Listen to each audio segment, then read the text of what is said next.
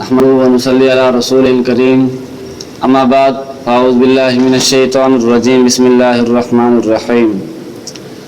जैसा कि आप हज़रात जानते हैं कि हमने कल की वीडियो के अंदर आप हज़रात को नमाज के फ़राइज़ के मुतालिक बनाई थी कि नमाज के कितने फ़र्ज़ हैं और नमाज के अंदर कितने फ़र्ज़ हैं और महर में फ़र्ज़ हैं जिन पर अमल करना ज़रूरी है। आज हम इस वीडियो के अंदर आप हज़रात को नमाज के वाजिबात बताएंगे। याद रखें कि नमाज के कुल 14 वाजिबात हैं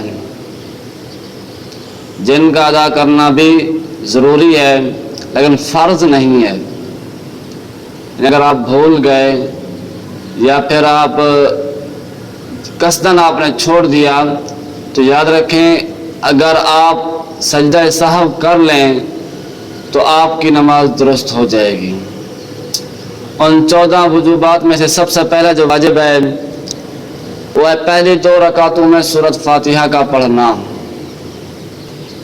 पहली 2 रकातें यानी आप कोई नमाज शुरू कर रहे हैं, फ़र्ज नमाज शुरू कर दें या नफल नमाज शुरू कर दें या सुन्नत नमाज शुरू कर दें, उनमें पहली 2 रकातों में सूरत फातिहा का पढ़ना ये वाजिब है।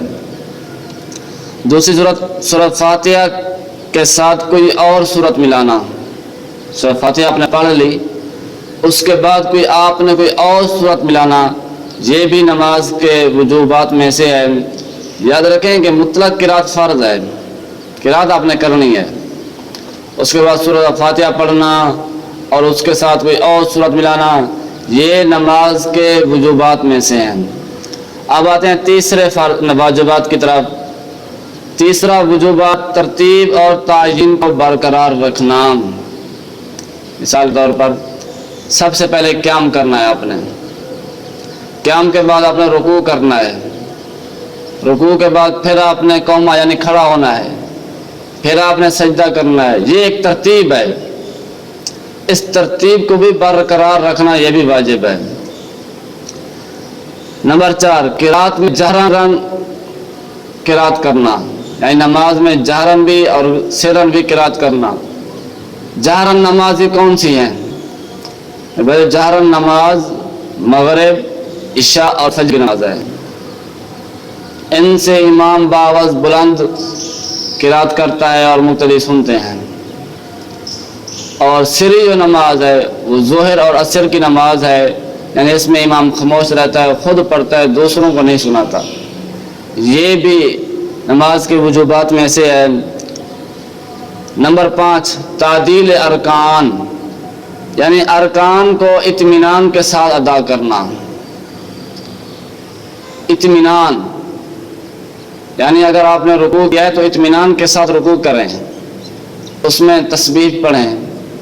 ऐसा नहीं आपने रुकू किया फौरन खड़े हो गए या खड़े नहीं हुए सीधा सजदे में चले गए, इस तरह नहीं करना चाहिए। हदीस में आप अलैहिस्सलातु वस्सलाम ने इरशाद फरमाया, आपके सहाबा भी उस वक्त मौजूद थे, आपने फरमाया कि मेरे जाने के बाद कुछ लोग ऐसे भी होंगे जो नमाज में चोरी किया करेंगे, नमाजों में चोरी किया करेंगे। सहाबा ने पूछा, या रसूल अल्लाह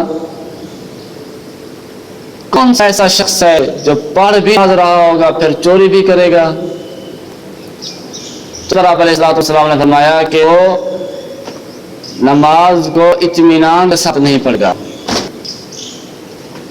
रुकू करेगा नहीं, उसके अंदर सजदे में इत्मीनान नहीं होगा, यानी जल्दी का है, समझ ले। नंबर 6 कौमा, नमाज के वजूद में से 6वां वाजिब कौमा है, यानी रुकू के बाद खड़ा होना, ये भी वाजिबात में से है। ऐसा नहीं है आपने रुकू किया सीधा सजदे में चले गए, ऐसा नहीं करना चाहिए। नंबर 7 जलसा, यानी अगर आपने एक सजदा कर लिया तो एक सजदे के दरमियान आपने बैठना है फिर दूसरा सजदा करना है, इसको जलसा कहते हैं। यह भी नमाज के वजूबात में से है। नंबर 8 कायदा ऊला, यानी दूसरी रकात के बाद बैठना, उसमें तहियात पढ़ना, इसको कहते हैं कायदा ऊला। नंबर 9 अत्तहियात पढ़ना, یعنی قاعدے میں بیٹھ کر اپنا تحیات بھی پڑھنی ہے پوری، عبدہ و رسولہ تک پوری اپنا تحیات پڑھنی ہے۔ نمبر 10، قاعدہ اولا سے فوراً کھڑا ہو جانا۔ اگر آپ نے تحیات پوری پڑھ لی تو آپ کو چاہیے کہ آپ فوراً تیسری رکعت کے لیے کھڑے ہو جائیں۔ 11واں، لفظ سلام کے ساتھ آپ نے نماز کو ختم کرنا۔ آپ نے نماز مکمل کر لی، آپ اپنے دائیں اور بائیں السلام علیکم ورحمۃ اللہ، السلام علیکم ورحمۃ اللہ اس طرح کے الفاظ کہنے ہیں، یہ بھی نماز کے وجوبات میں سے ہیں۔ نمبر 12، دعائے قنوت پڑھنا، یعنی اگر آپ وتر پڑھ رہے ہیں، وتر کی تیسری رکعت کے اندر آپ نے اللہ اکبر کہہ کر دعائے قنوت پڑھنی، اللہم انا نستعینک ونستغفرک ونؤمن بک ونتوکل علیک، ان الفاظ کے ساتھ دعائے قنوت آپ نے پڑھنی ہے۔ نمبر 13، عیدین کی زائد تکبیرات کہنا، یعنی 3 تکبیریں پہلی رکعت کے اندر ہوتی ہیں اور اسی طرح 3 تکبیریں دوسری رکعت کے اندر ہوتی ہیں، یہ کہنا بھی نماز کے وجوبات میں سے ہے۔ نمبر 14، سجدہ سہو کرنا، یعنی اگر آپ سے ان میں سے کوئی بھی غلطی واقع ہو جائے، آپ نے دوسری رکعت میں بیٹھنا تھا، آپ نہیں بیٹھے، آپ نے دوسری رکعت کے اندر تحیات پڑھنی تھا، نہیں پڑھی، اس آپ نے کے لیے کھڑا ہونا تھا، آپ نے کھڑی، اسی طرح نماز اپنا کے لیے بیٹھا تھا، نہیں بیٹھے، اگر ان میں سے آپ سے کوئی بھی واجبات چھوٹ جاتا ہے تو آپ سجدہ سہو پر عمل کریں، انشاءاللہ العزیز آپ کی وہ نماز درست ہو جائے گی۔ اللہ رب العزت سے کہ اللہ رب العزت ہم سب کو صحیح معنوں میں نماز پر اور اس کی شرائط پر عمل کرنے کی توفیق عطا فرمائے۔